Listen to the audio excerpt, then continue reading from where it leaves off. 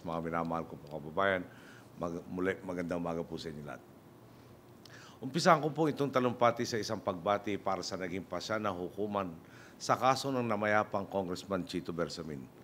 Dati ko po siyang kasamaan sa Kongreso, isang matalik na kaibigan, at talaga natuwa akong nang nabalita ang nagkaroon na ng resolusyon ng kaso.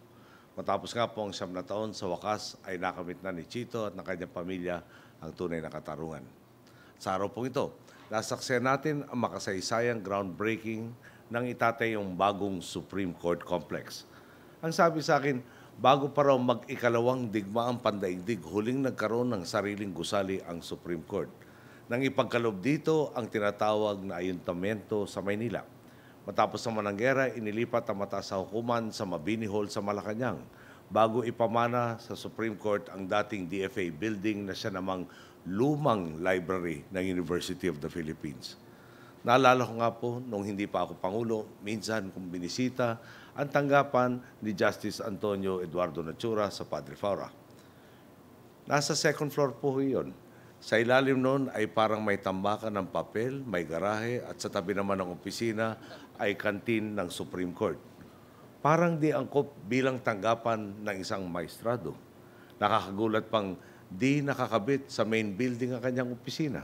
Nagtaka rin po ako noon kung bakit may elevated walkway sa loob ng Korte Suprema.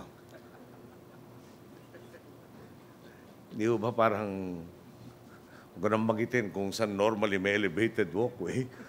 Pero karugtong pala yun ng daanan para papuntang UP campus o para sa UP students sa UP campus. Ito nga po ang naging kalagayan ng kasalukuyan ninyong Supreme Court Complex. Batid nga po natin ang mga naging kakulangan sa physical structure. Pangunahin dito, limitado ang espasyo sa Padre Faura. Tuloy, apektado ang inyong serbisyo at mga operasyon. Halimbawa, gaya po ng nabanggit, yung docketing office kung saan naghahain ng kaso at yung cashier office para sa court fees ay nasabi sa akin magkaibang compound pa. Kulang din ang office area para sa mga empleyado at abogado at wala ring lugar sa Supreme Court Complex para sa mga training at komprensya ng ating mga hukom at legal experts. Ngayon ho, lahat ng problema ito matutugunan ng itatayong bago at modernong SC Complex. Sa unang pagkakataon, sa loob ng 7 dekada, tuluyan ng magkakaroon ng sariling tahanan ang ating Korte Suprema. Ang maganda rito,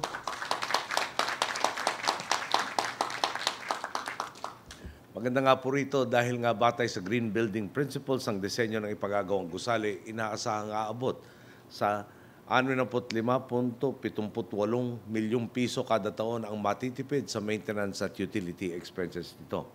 Dahil din dito, maibabalik na rin sa University of the Philippines ang ilan sa kanilang mga gusali. Siyempre, naging posible ang lahat ito dahil sa maayos na pagpaplano at ugnayan ng ekutibo, hudikatura at lehislatura. Talaga naman pong makabuluhan ang kusang ito dahil binubuksan ito ang bagong kabanata sa ating pag-uugnayan at idagdag ko na rin, talagang tangan ninyo ang suporta ng ekutibo at lehislatura. Halimbawa nito, ang inaasahang higit na pagdoble ng inyong budget mula sa 12.66 billion noong 2010 patungong 25.89 billion pesos para sa 2016 na tiwala akong magagamit nyo upang mas mapaglikuran ang ating mga mamamayan. Patunay nga ang itatayong Supreme Court Complex na ito na basta't may lehitimong pangangailangan, basta't makabuluhan ng patutunguhan, isasagad natin ang ating kakayahan upang tugunan ito. Sa ganito pong paraan, mapapatibay natin ang ating mga institusyon at magiging mas epektibo ang paglilikod sa ating mga boss ang sambayan ng Pilipino. Sa gabay naman ng italaga nating Chief Justice Maria Lourdes Sereno, kumpiyansa tayong isusulong niya ng gusto ang reforma sa inyong sangay sa mahabang panahong maglilingkod siya. At kung totoong may subspecialty kung paano na-delay ang mga proceedings, ang hudikatura naman ngayon talagang gumagawa ng paraan para labanan ito. Nariyan halimbawa ang inyong Justisye. Tama ho ba? Justisye program. Ang automated hearings at e-courts para pabilisin ang pangangasiwa sa mga kaso. Pati na rin ang mga inisyatibang gaya ng e-subpoena sa ilalim ng ating Justice Zone na sinimulan kasama ng ating DILG at DOJ. Simple lang naman ang inaasahan ng ating mga boss mula sa ating mga lingkod bayan. Imbis na justice, isulong natin ang totoong justice. Kaya naman lulubusin ko na ang pagkakataong makaharap kayo ngayon at ilapit sa inyo ang isang usapin. Sa inyong mas aral sa batas, di po ba may batas tayong pagdating sa pagtatayo ng mga proyektong pang-infrastruktura ng gobyerno? Kailangan merong deposito para sa milyar na lupang na-expropriate. Kapag nagawa ito ayon sa batas, dapat ay maglalabas agad ang korte ng writ of possession na nagsasabing ang gobyerno na ang may karapatang gumamit sa lupa at pwede nang ituloy ang proyekto. Ngayon po, ipinapaabot sa atin ng butihing Secretary Babe Singson ang isa sa mga dahilan ng aberya sa implementasyon ng ilang proyekto. Kahit rin nakapag-deposito na ang DPWH ng halagang naayon sa batas, di agad naglalabas ang korte ng writ of possession. May mga pagkakataong naantala pa ang mga proyekto dahil kailangan daw ng determination of just compensation. Idudulog ko po, sana agad natin matutukan ang paglalabas ng desisyon sa ganitong mga issue. Malinaw naman po sa batas, ang karapatan ng gobyernong ituloy ang proyekto kahit hindi pa natatapos ang pagdinig ng korte sa usapin ng tamang kabayaran. Sa pagkakaunawa ko rin po, sinasabi ng batas na bawal sumailalim sa TRO ang mga proyektong pang-infrastruktura ng gobyerno. Pero tingnan na lang natin ang nangyayari sa sitwasyon ng isa nating expressway kung saan naipit ang proyekto dahil di agad naglabas ng writ of possession ang hukuman. Kapag iniisip ko po, dahil naantala ng ganitong mga proyekto, ng ganitong mga hearing ang proyekto, para na rin na-TRO po ito. Dito ko po naalala, yung minsan sinabi sa akin ng aking mga abogado. Nung nag-aaral pa daw sila ng abogasa, ang turo sa kanila sa isang kursong ang ngalan ay Introduction to Law. May dalawang klase raw pong abogado. Those who know the law and those who know the judge. Sa tingin ko, lahat naman tayo rito sasangayon sa tuwing nauudlot ang mga makabulong proyekto ng gobyerno, nauudlot din ang benepisyo para sa karaniwang Pilipino. Bukod rito, dahil delayed ang proyekto, tataas rin ang gastusin, ang dagdag na ginugugol dito, pwede sanang nailaan para pondohan ang ibang serbisyo. Lahat nga po tayo naglilingkod sa ating mga boss. Dapat walang ibang tinututukan kundi ang ikagaganda ng kalagayan ng sambayanan. Ang sa akin po, kapag binalikan natin ang saligang batas, mapapatid natin ang layunin ng mga bumalangkas nito. Kung may mumungkahi nga po ako, marapat lang na nakatutok tayo sa paghahatid ng katurungan sa tama at pinakamabilis na paraan. At yung nga po'y ginagawa na sa ilalim ni Chief Justice Sereno. Bilang namumuno po sa Hudikatura, ang Korte Suprema, ang may tangan sa pangunguna sa adikaing ito. Alam naman natin, ayon nga po sa kasabihan, justice delayed is justice denied. Gusto ko nga pong idin ang sinasabi ng saligang batas ayon ho sa Article 8. Section 1, the judicial power shall be vested in one Supreme Court and in such lower courts as may be established by law, close quote. Samantalang sinasabi naman sa Section 15, subsection 1 ng parehong artikulo, and I quote again, all cases or matters filed after the effectivity of this Constitution must be decided or resolved within 24 months from date of submission for the Supreme Court. Bakit ko po sinipi ang mga bahaging ito ng ating konstitusyon?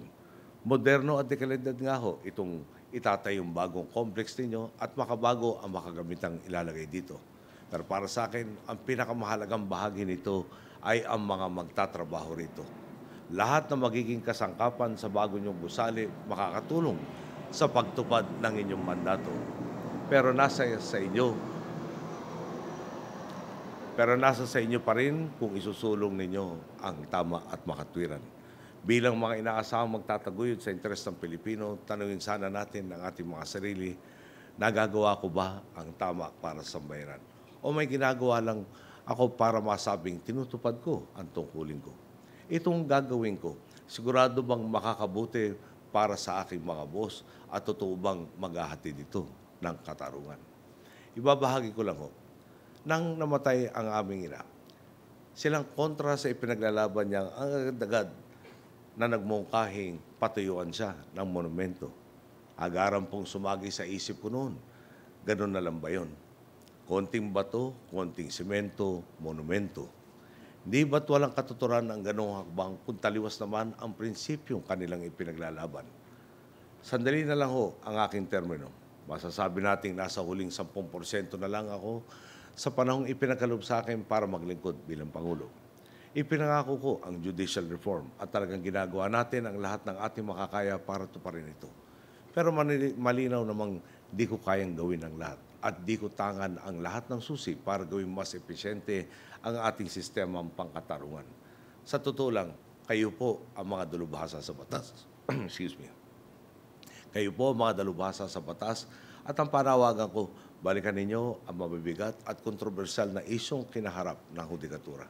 Gaya ng mga panahon naging katakataka ang posisyon ng isa o ilang maestrado. Kung kailan biglang nagbago ang pananaw ng korte sa mahalagang usapin o tila nagkaroon ng judicial legislation. Batid kung may mga hakbang na kayong ginagawa para lalong patatagin at isulong ang positibong transformasyon sa inyong institusyon. Kaysa ninyo ako at ang ehekutibo sa hangaring ito.